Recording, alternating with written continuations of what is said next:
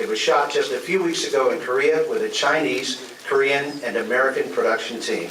We think it embodies the spirit here tonight of international partnership in creating 3D's future. Consider that our opening musical number.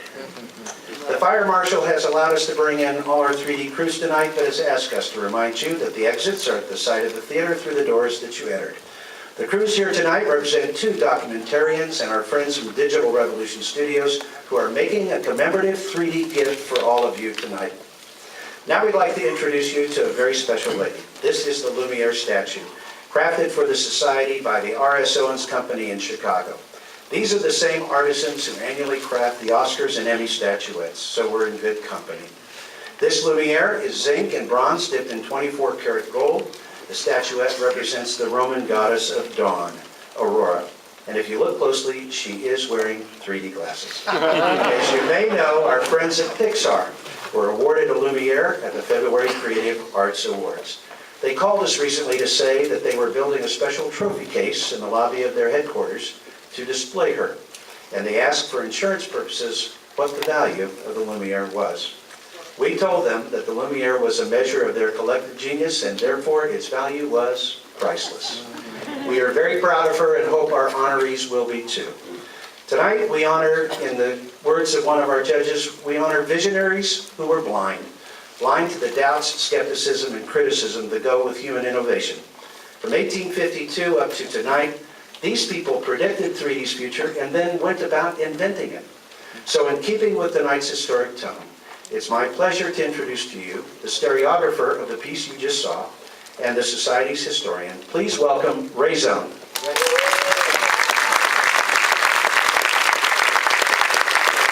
Good evening, and thank you, Jim. Tonight's celebration is 30 years in the making.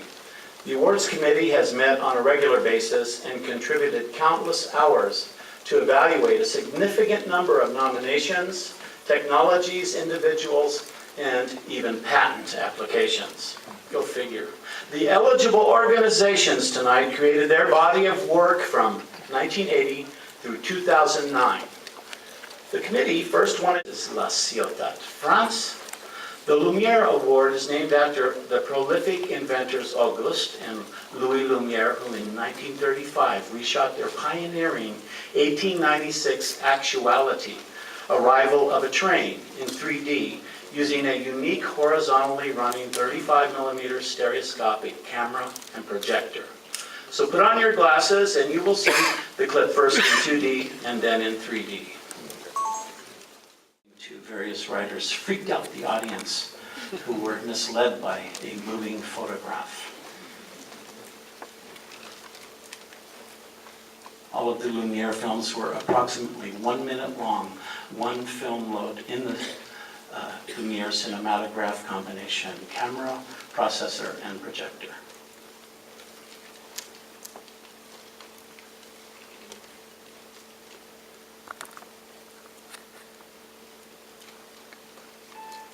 You'll see some differences in dress and in the engineering of the train with this later version,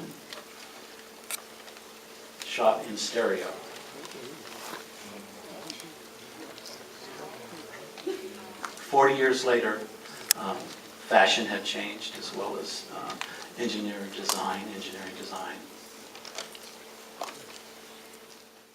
A nightclub setting, both in 2D and 3D, and we're seeing a view of the camera.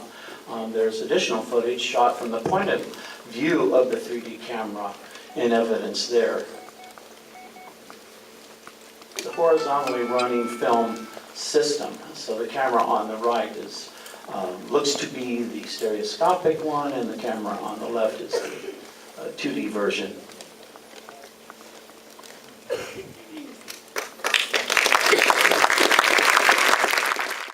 Show Extra. Please welcome Michael Corbett. Thank you. Thank you very much. I'm so excited to be here tonight.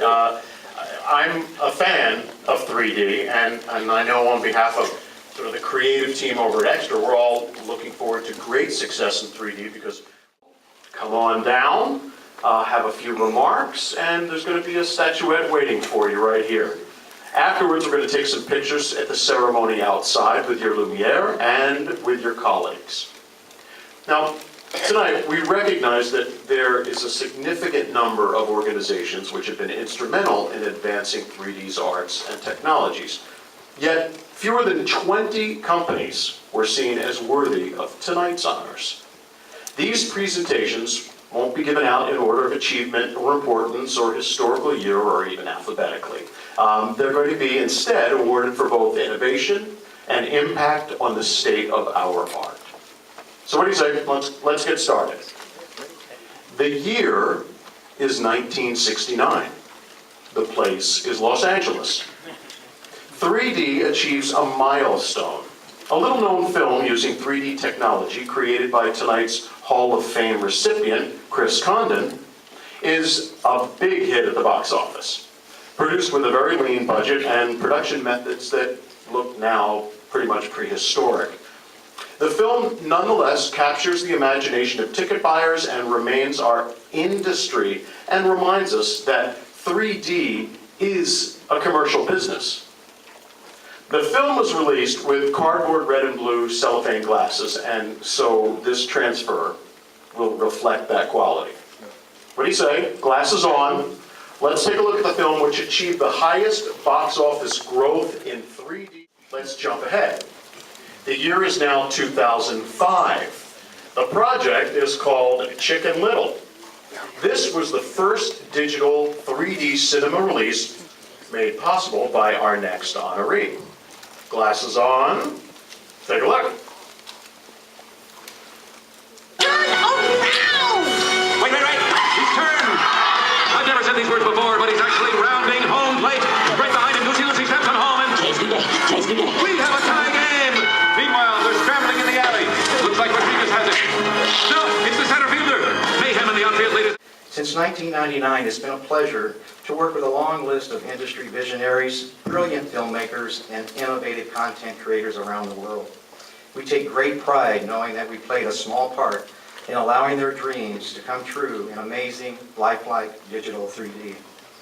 Although there are too many people to mention, I want to mention just two visionaries who didn't and still don't listen to the 3D as just a gimmick naysayers.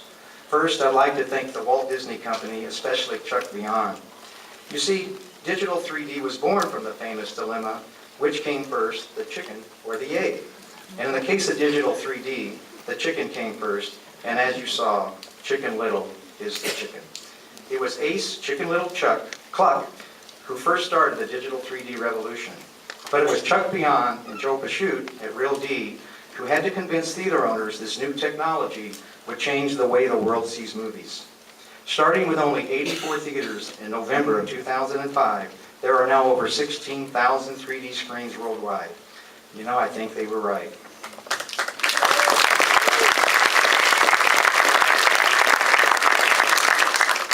But it was the brilliant minds of James Cameron, Robert Zemeckis, Jeffrey Katzenberg, and others who proved to the world that digital 3D is no gimmick and it's here to stay. In the cinema, in the home, and in the classroom. Yes, I said classroom, where the future leaders of tomorrow are learning math, history, and science with DLP 3D technology today.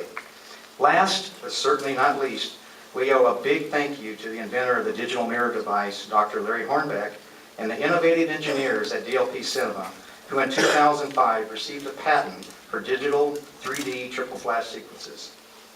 For it was Bill Werner, Lee Armstrong, Reiner Deutschkes, Tim Ryan, just to name a few, who accepted the challenge of inventing a technology many said was impossible. Again, thank you for this amazing award.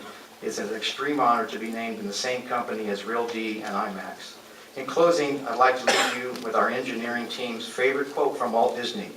It's kind of fun to do the impossible. Thank you and enjoy the rest of your evening.